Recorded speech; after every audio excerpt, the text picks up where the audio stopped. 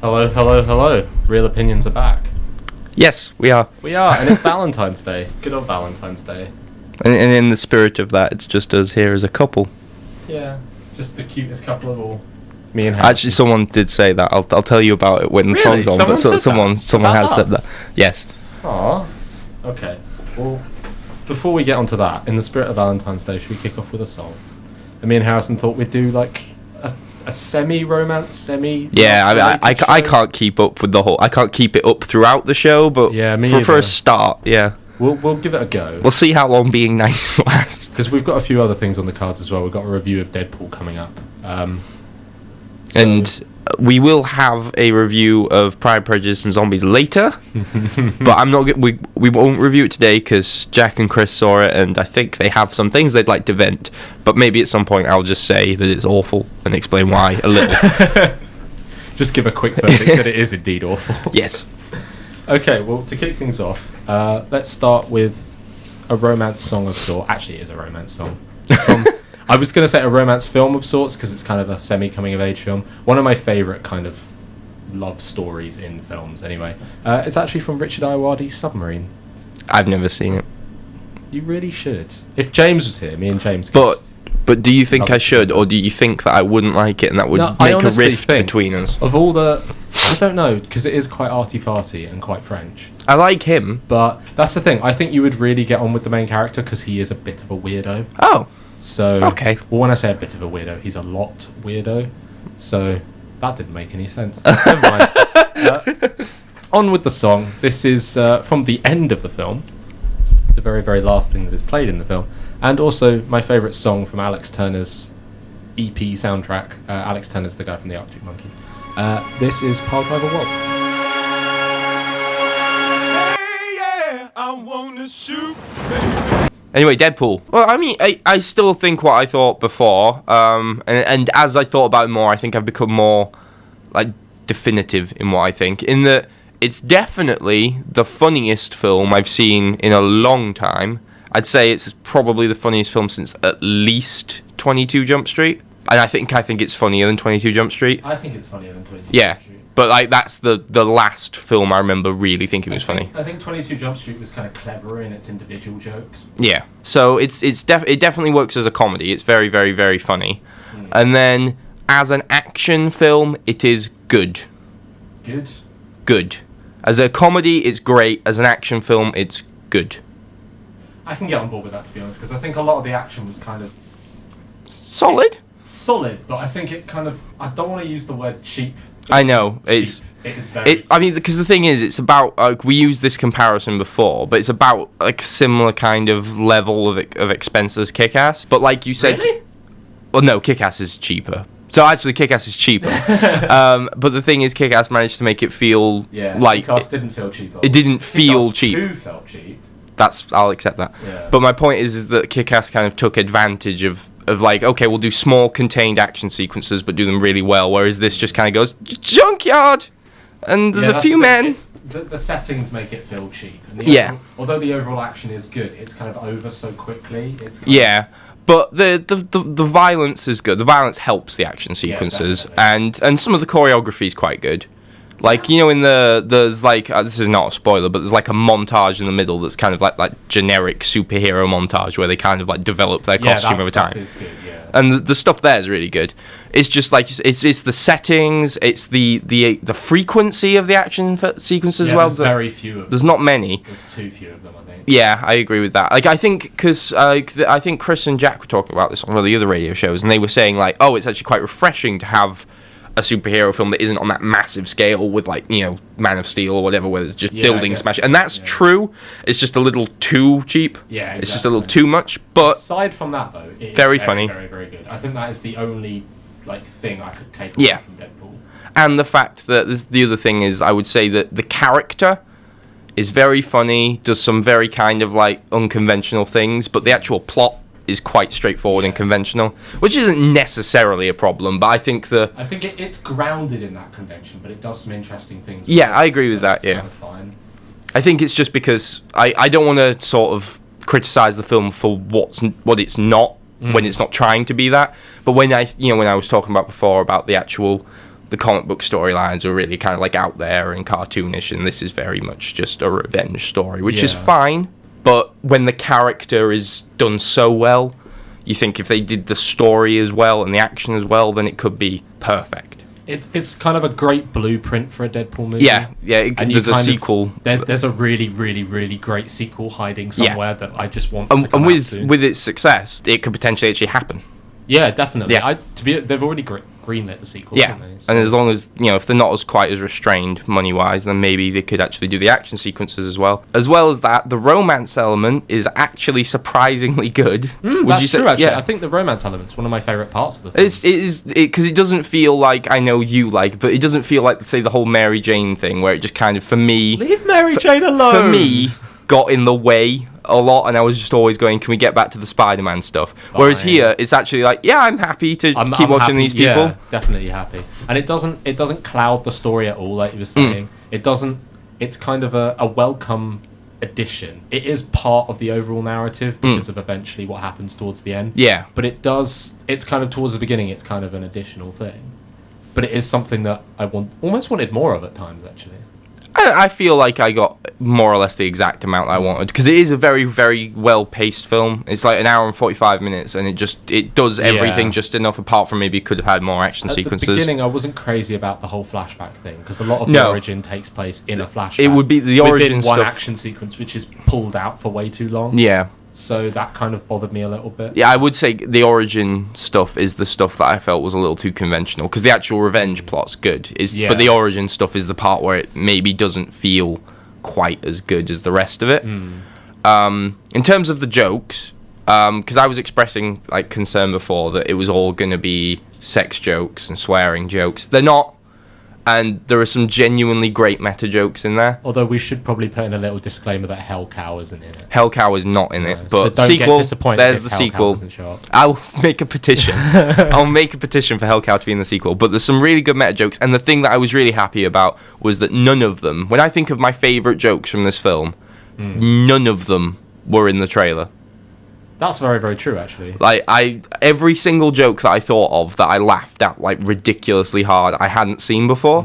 And so the marketing campaign is really good for this. I don't want to, like, get 5-star marketing campaign because they managed to... Fox, yeah. Because they managed to make the film look really good, but at the same time withhold some of the best bits. Yeah, definitely. Which is quite an achievement. To be fair to them, a lot of the best bits they couldn't put in the trailers because they're, like, really dirty.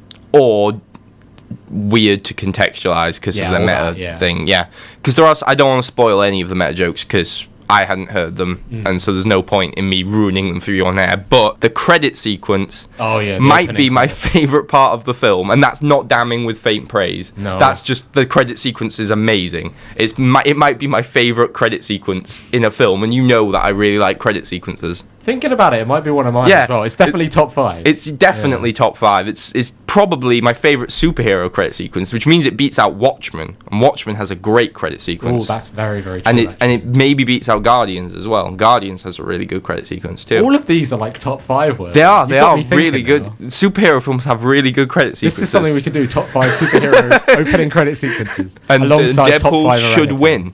And Deadpool should win. Deadpool could win, and I wouldn't get angry about it. Yeah, no. And like we saw it with a packed audience, but I've never seen an audience get so instantly on board with the film. Oh yeah. It was like from the opening credits, they were all laughing hysterically, and I've never seen it been in a cinema where it just felt like everyone was loving it so quickly. Like, there have been things like, say, Kingsman or Guardians, where I've seen it with an audience, and it became apparent eventually that everyone was having a really good time. But with Deadpool, it was like that. As soon as it started, everyone was just, like, loving it. It's a really great film to see with an audience as well. Yeah, it is. Because when you hear... I mean, this is usually just everything with comedies anyway. Hearing other people laugh at jokes kind of helps an awful lot. But here especially, because you get different people getting different parts of different jokes, because the jokes have so many layers to them. Some of them are just like straight up normal like sex jokes or whatever. What I would say about them as well, because we talked about all the sex jokes and swearing jokes, they're at least funny swearing and sex jokes. Exactly. They're, they're not ones. like that juvenile. It's not like, I assumed it would just be like a movie aimed purely at 14-year-old kids, but it's really not. There is a lot more to it than that. Although 14-year-olds will love it. Oh yeah, this will be like a 14-year-old something dream. I nearly said something bad for a minute there. You know what I meant. And I think one thing we do need to say as well, one of the reasons why the comedy hits so well is because Ryan Reynolds is so good. Oh god, you haven't mentioned him. Yeah, he's perfect. So perfect. And it's not. I don't think it's just him. I think he is definitely the most perfect. Yeah. But the script is all. The script helps. The script's really good. I think it just shows that it is a labour of love for everyone involved. Yeah. No, it definitely felt like Ryan one. Reynolds, the star. Is it Rhett Reese and Paul Wernick? Yeah. The writers, Zombieland. Who wrote Zombieland as well, the writers. And the director, Tim Miller, have been trying to get this film made for like 7-8 years. They had it kind of going at Fox in 2009, and then it stalled. And they've kind of been going at it constantly since then. Back and forth. So you can tell that they really, really care. Yeah, no, they do. It definitely felt like one of the more like I'd say Guardians is up there in the same league of kind of like someone making it who really, really wanted to make it. Definitely. And wanted to make it their way and kept trying until they could make it their way. Yeah. And it definitely worked. And I think Tim Miller did a really good job directing as well, because there are those. I mean, the action sequences he can improve. It gets a little pedestrian at times, so that's just because it's his first film, I think. But equally, there are some moments like that credit sequence that are really inventive and really like, that's good, that's cool, that's like a really cool, stylish visual thing. And as VFX supervisors turned directors go, he's probably the best. Probably one of the best, yeah. And I know because there were a lot of hurdles that they jumped through to get it made. Like apparently on the table before it got officially greenlit, they had 2 scripts: the one that you see and a PG-13 version. And they literally could have gone with either. So they got lucky they went with the R. But just before they started filming, or it might have been during filming, they had a lot of cuts to their budget. Yeah, no, I read that. Yeah. Recently. Yeah, it was like a lot of cuts. So one of the villains got squished into one character, and there was 2 of them. So Gina Carano's character was actually 2. Oh, okay. And there was a lot of there was a big. I know I told you there was a big gun battle at the end of the film, which got cut at the last minute as well. Which is kind of cut quite well with a really clever joke. Yeah, no, that was a good. When it happened, I thought it was either a budget thing or they just really thought it was funny and came up with a joke. So not only is it great, but it's great despite nearly being awful. No, I know what you mean. Yeah. I get what you mean. It's impressive. Very impressive. The rest of the supporting cast are good too. That's true. Like I said, TJ Miller sometimes annoys me, but here I thought he was really funny. Good. And I think overall as well, something that I forgot to point out when we were talking about the romance element is Ryan Reynolds and Marina Baccarin, who are the loved up pair, the romantic couple, whatever. They've got really good chemistry. They really, really work as a couple, and I really bought into it. So. Yeah, no, I agree with that. Even though, I know that he's not the best. He's not like Heath Ledger or anything, but the villain's at least functional. Would you agree he's at least solid? He's functional. I really wish he could have been a bit louder, maybe, because I think Ed Skrein is the epitome of cheap.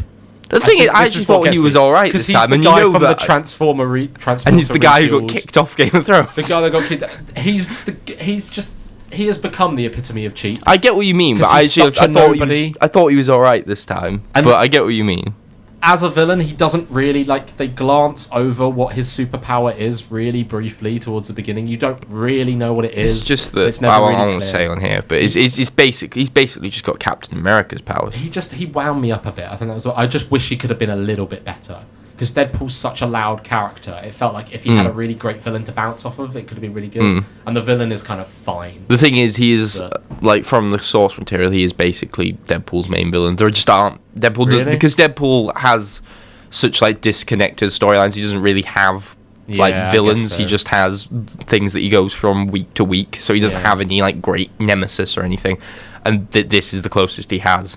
Be interesting to see what they do with the next one, because I know a lot of people... I would like them to just go nuts. Well, with the next one, they were talking about, before it came out, and obviously quite a lot more now, they're talking about bringing Cable into the sequel, which makes sense. It makes sense. It's probably the only way they really want to go, because I know Ryan Reynolds really wants to get the X-Force movie off the ground. Oh, yeah. I'm not sure. We'll just have to... Because Cable's not really a villain, is he? No, but they are. The relationship... I can't remember who described it as this, but the relationship that Deadpool and Cable have is basically Riggs and Murtaugh.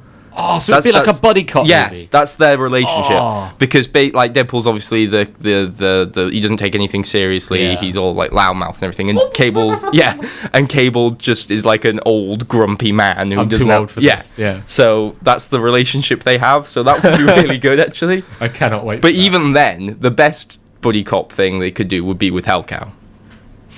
That would have been perfect.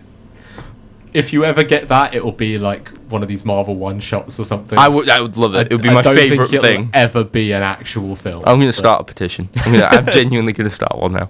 As much as I like it and as much as I want to like it more, I don't really think I can justify going above an 8. I was literally thinking exactly. Yeah. I was sat here. I was watching you, and I was like, depending on what Harrison does, I'm thinking of a 9 because it was so fun. It is very fun, at but the you same can't. time- It doesn't like when Yeah, you there think are- of there films are that quite- are 9s. You think that was better than Deadpool. There are like 1 or 2 problems with it, but those problems are slightly too substantial to go above an 8. I think if as much as I've gone on about the origin story thing, I think if the action was good, I'd let everything else slide. If the action was really good, if the action was Kingsman level. Yeah, but it's not kind of big enough. Yeah, or impressive enough. And at times it does feel a little bit too cheap and a little bit too much like a really great fan film. So, I don't know. And there's a few things with them kind of trying to slip it into the X-Men universe a little bit more, which felt a little bit slapdash. But, I mean, there are some really great jokes to that as well, but I don't know. All right, cool. 8 seems like a right. I think way it. to I go. think it feels But fair. above all, it is probably going to be one of the funniest films of the year. Oh, I think it will be the funniest film of the year. So, yeah. Should we wrap this up with a Deadpool? Yeah. So Song? this is in the film. Again, no spoilers as to where. Just if you've seen the film, you might know. Who knows? It's actually played like quite muffled. So Yeah, I didn't even remember this being played until Harrison told me about it. yeah. So. But do you want to introduce it? Because I mean, I know what it's called, but you're Just looking at the screen. Say what it's called. It's called "You're the Inspiration," and it's by Good, I got Chicago. the right one. I was just making sure. Good. I got the Yeah. right one. Oh right. Okay. I see. Good. Yeah. So here is Chicago with "You're the Inspiration." I really like that song. Yeah, it's sweet. I forgot that was in the film actually, and it's really well used in the film as well. Thinking about it. Right. So for the rest of the show, we figured we would kind of count down our top cinematic couples. And that we've been furiously trying to note them down now. Yeah. And I know I'm going to forget one. I It's know. gonna I really already. annoy I'm me. sure I've forgotten them. All I can think of are really dark ones as well. All these are going to be really like fluffy and soppy and like, oh, they are really a really cute couple. I etc. don't know. I think mine are But- fairly Yeah. disgusting too. So Okay. Well, Amy Dunn and Nick Dunn. the ultimate cinematic. Actually, they're They're like the nice anti-couple. at first. They're really cute They're together. like the anti-couple, though, aren't they? They are literally like, I can't think of a couple that despise each other more than those do. I don't know. I think if you scratch beneath it, they kind of need each other. There must be some sort of. It's not love though. Then it's reliance or whatever, isn't it? No, I think Dependence. I think it's That's just what constitutes I think a it's great couple, displaced. dependence. I think it's just displaced love. This is like the whole Taxi Driver argument all over again, isn't it? Travis Bickle is misunderstood. Damn it. He is. Right. He okay. is. My first pick Cool. for cinematic couple is Wally and Eva That's good. from Wally. Yeah. Because they managed to, as far as couples go anyway, they managed to display their love without saying more than one word to each other. And all they really say is just each other's names. It's really, really cute. And I mean, it might be that they only fall in love because they're both the only two robots on a barren wasteland. But the fact is they do fall in love, and it's very, very sweet. Yeah, it's Pixar cute. have this really great, and I mean, I think Disney in general, because Lady and the Tramp does this as well quite well. But Pixar have this really great way of kind of anthropomorphizing that word. The Close one enough. where you turn things that aren't humans into humans. I think you got it right. Disney and Pixar do that brilliantly, and Pixar do it so well with the robots that you buy into this romance, even though it's kind of just robots banging heads Yeah. together. It's really, really sweet, and like I say, all with entirely no dialogue at all. Yeah, no, they're good. I like them. Thoroughly I do. impressive. They're one of the few things that managed to touch my soul.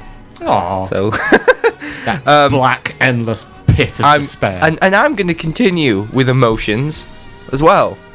Clarence and Emotions. Alabama from True Romance. Now they really do love each other. Yeah, they're sweet.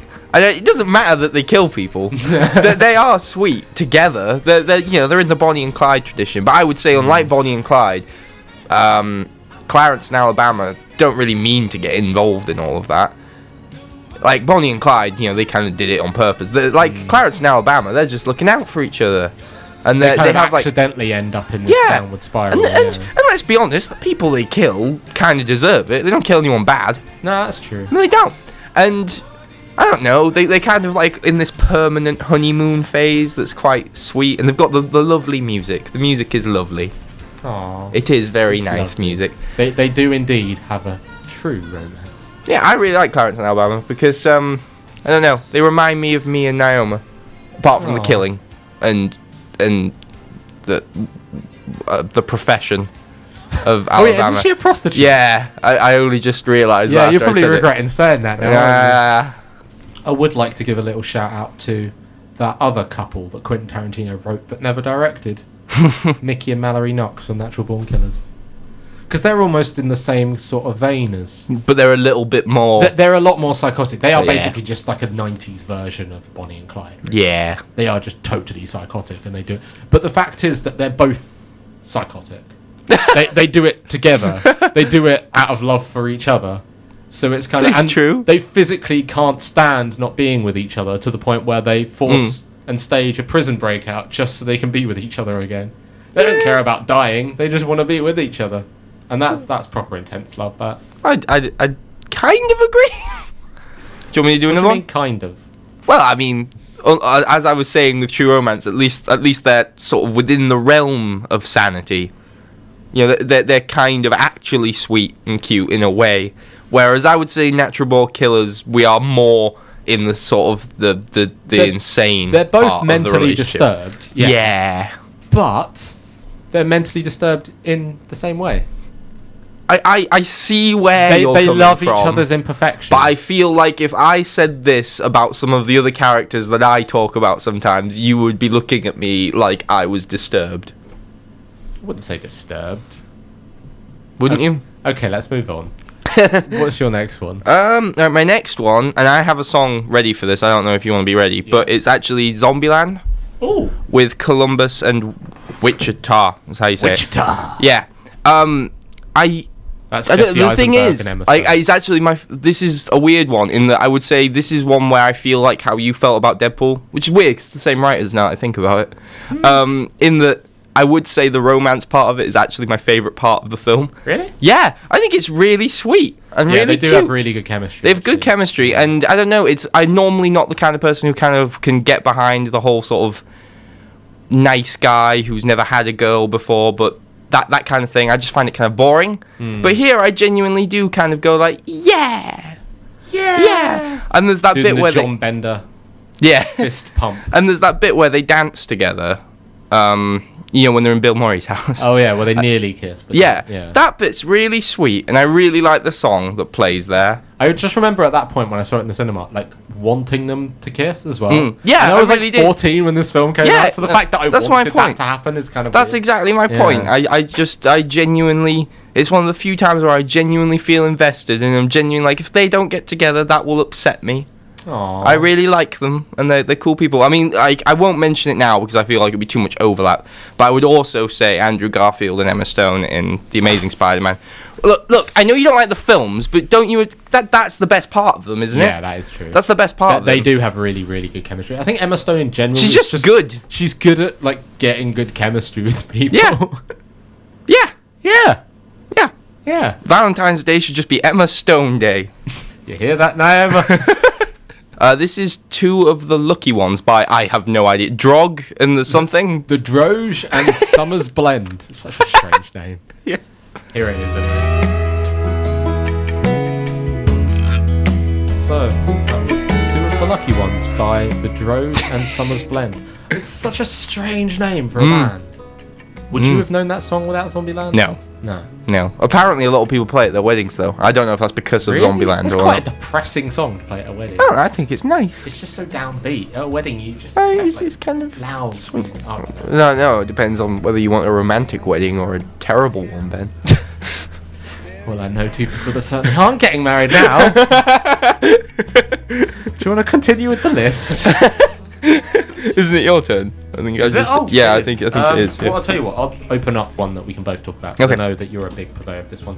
Let the right one in. Yay! Oscar and Edie. Yeah. Because whenever anyone ever talks about this film and they describe it as a horror film, I always think it's more of a romance. No, it's film. not a horror film. Yeah.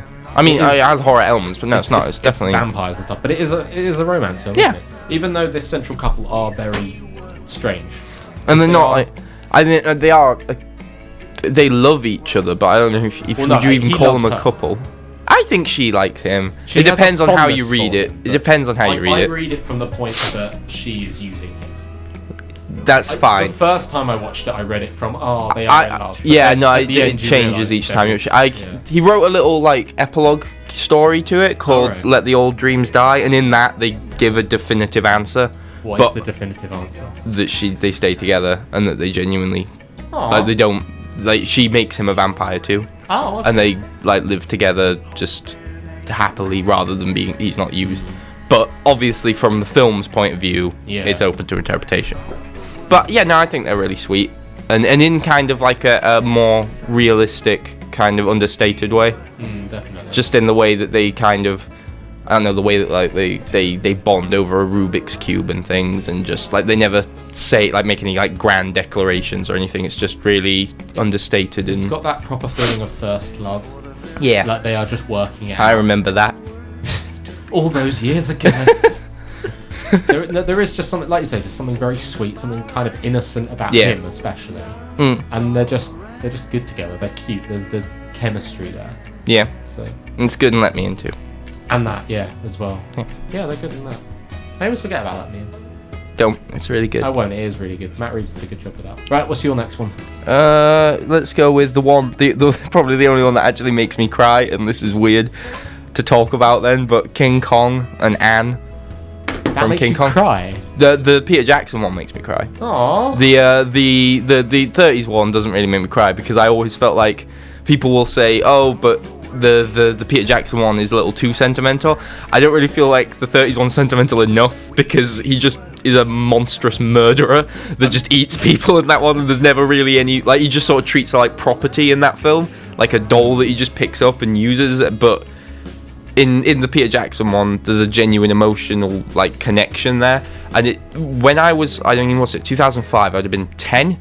I did cry, and I think it was the first time that I cried First in a. time you ever cried. No, the first time I cried at a film in like an emotional way, rather than rather than being like scared or just upset in that kind of kid way. Like the first time where I was crying because something You was were moved. Yeah, basically. yeah. The first time I was like moved, and it still does. And yeah, no, that one really gets to me, and it's between a woman and a gorilla, which says a lot It's a about very, my. very large gorilla. Yeah, To be yeah. fair. It's again, I keep coming back to it with all of them, but the music's really sweet.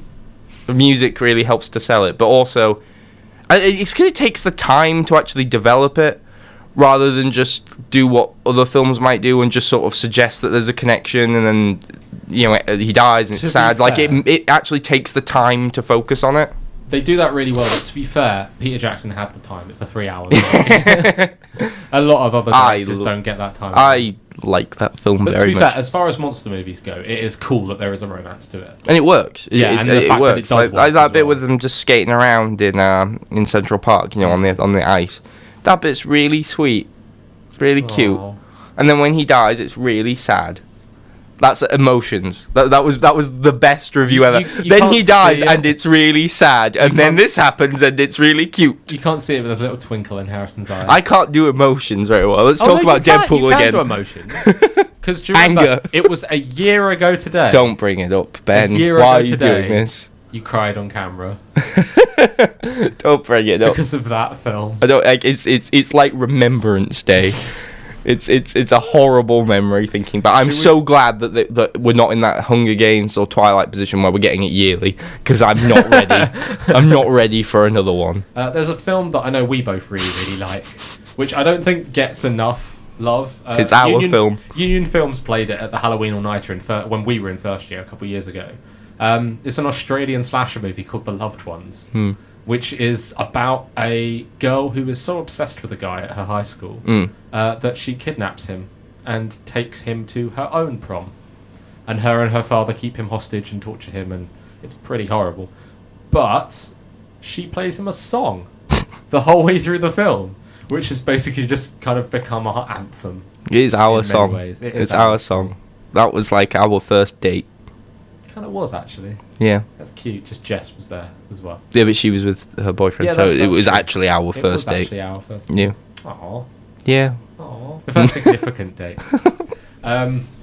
This is can't believe I'm about to actually play this on the radio. It's thoroughly disturbing as well. Is it really? I don't know how. In the film, it's disturbing. The but song like, itself I don't is know just what. sickening. Even if I sweet, hadn't but- seen the film, I think it would be Yeah, disturbing. that's true. It's almost like a Japanese pop song. It's Yeah. just so like. Creepy. Yeah. This is Casey Chambers with "Am I Not Pretty Enough?" Am I not pretty enough? Is my heart too broken? Do I cry too much? So that was "Am I Not Pretty Enough" by Casey Chambers. That from was The Lost Boys. disturbing. That was disturbing because, just to give it a bit of context, when they play that in the film, it's during a number of different torture sequences. Yeah. And it's very intense and not very nice. But I also think it's just disturbing, like Yeah, without it's- the film. It's just so bland as a song. I forgot how terrible it is. Oh, I have literally one other one that I want to talk about, and that is from probably my favourite straight rom-com. As in straightforward rom-com, Right. not straight as in heterosexual rom-com. And that's 10 Things I Hate About You, which I really like. I find it weird. I that don't you know. like Ted I Entertainment. don't mean, know it is why- a really good film, but it's not. I know the it's sort not of film my I'd- kind of film. It's very MTV. I think the Like, reason very that I MTV. like it is because I think a lot of the kind of like teen rom-coms can be very kind of like, we have problems and things, whereas in 10 Things I Hate About You, it's just happy. And they're just nice. And I think because I watched it when I was like 13 or whatever, so it kind of reminds me of being in high school. Not high school, secondary school, whatever. Reminds you of the days before responsibility. Yeah. Also, I really like its soundtrack again. I've said that does like have a good literally every film that we've mentioned, but I really like its soundtrack. Is it Letters to Cleo that have a couple of songs like that? They're really good. So. Yeah. And, The one problem I have with that is Mm. the resolution. why? Just the ending. It's like, oh, you were horrible to me, but you bought me a guitar. Now I love you. It's like, really? I guess. But I really like them as a couple too, because Yeah, they're like alright. it's another kind of like, I normally don't like the whole kind of like, I hate you but really we love you thing, but here I don't know, I just think it works. Fair enough. Partly because Heath Ledger's so good. That's true. And she's pretty good as well. Yeah, no, Julia Stiles is good too. I've got a couple Okay. to kind of counter your. I'm just going to run through them pretty quickly. Okay. To counter your Andrew Garfield, Emma Stone. Oh, Tobey No. Maguire, Kirsten Dunst love in Sam Raimi's Spider-Man. I don't have time to disagree with you. in the Go on. first Sam Raimi Spider-Man, anyway. I think They get what she gets worse. This goes back to, you said you kind of like 10 Things I Hate About You because of nostalgia. Mm. This is nostalgia all over for me. Yeah. The first Spider-Man came out when I was 7 and I loved it. And this was the first time I actually paid attention to a cinematic romance. So I liked it. 500 Days of Summer, just because it's so odd. And it is kind of it's almost a romance film, like an anti-romance film, a romance film in reverse a lot of the time. It's Tom and Summer are not a good couple, but that's kind of why they're a good couple, and it's so interesting, and I get something new out of it every time I watch it. So Mark Webb has been covered twice now. Yeah, Mark Webb's good at this, basically. I can't wait to see what he comes out with now, actually, now that he's free of Spider-Man. I don't know what he's going to do. Probably something more like another indie film or something. That's true. I'd have thought he'd go back, like, because he had a lot of studio interference with the second Spider-Man film, maybe. We'll see. And then last of all, Scott and Ramona in Scott Pilgrim I vs. hate the them. World. Which I know you hate. them. I love I the hate film them on to a pieces. moral ground as well. And I know that they're not like, but I think that's part of the point of the film is that Scott is so up himself. It's the ending that pisses that Well, annoys that's an me. alternate ending as well. They changed The alternate ending is so much better. The alternate the ending one is where how he gets with knives. yeah. That was the original ending. That's and so apparently much better. Test audiences hated It it. doesn't make any sense. That's the right ending. It's That's not. the ending I'd that makes feel sense. cheated if he went through No. the whole film fighting all these exes to get to Ramona, and then they didn't get together at the end. I'd No, feel cheated. it's the wrong ending got through. It's a proper like epic romance. Of, I don't like Anyway. that he like messes both of them around and then gets to choose which one he wants at the end. maybe he Annoys shouldn't me. be allowed to choose, but he shouldn't end up with knives. Okay, well I don't want him to choose either way. Anyway, that has been our top cinematic couples. Would you like to segue into our final song, Harry? Is it the one for? It's the one that you want. I'm to play. dedicating. Yeah. Is it that It's one? a little dedication from Harry. Yes. So I'm dedicating this to my girlfriend because it's You're it's making our. me seem like an idiot. I nearly said a bad word. So just let's use idiot as a placeholder. Well, I don't know. I think you'll donate anything to my girlfriend. no. I think you'll look better by the time the song's over. Okay. This I'm dedicating this to my girlfriend because it's definitely our song, and if she tries to convince me it's not, then she's just denying it. And like, I bought her a teddy that sings it, and and she's kept it, so obviously it has an emotional connection. This is Nothing's Gonna Stop Us Now by Starship, and it's for the film Mannequin, so it's film related. Mannequin, yeah. Everyone loves, I love Mannequin.